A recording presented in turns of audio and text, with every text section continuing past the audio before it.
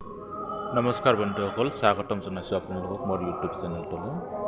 আজি 7 মে, আজি আমাৰ দেশত সাধাৰণ নিৰ্বাচন হৈ আছে আৰু ময়ো আজি এই সাধাৰণ নিৰ্বাচনত সক্ৰিয়ভাৱে অংশগ্ৰহণ কৰিলোঁ।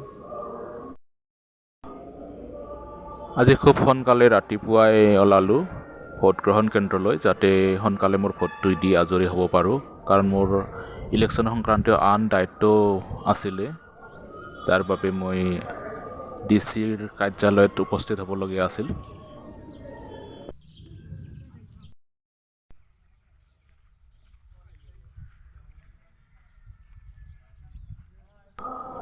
মই উপস্থিত হোৱা সময়ত ভোটগ্ৰহণ কেন্দ্ৰত ভোটগ্ৰহণ আৰম্ভই হোৱা নাছিল আৰু মই প্ৰথম ভোটাৰ হ'লোঁ আজি।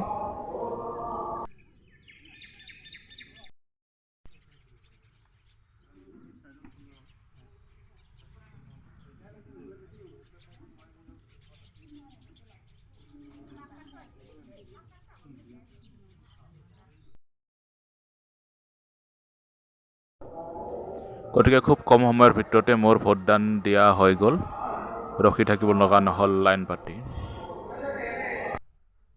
বন্ধুসকল, আজিৰ প্ৰথম ভোটটো মই দি আহিলোঁ আমাৰ গাঁৱত থকা ভোটগ্ৰহণ কেন্দ্ৰটোত। আৰু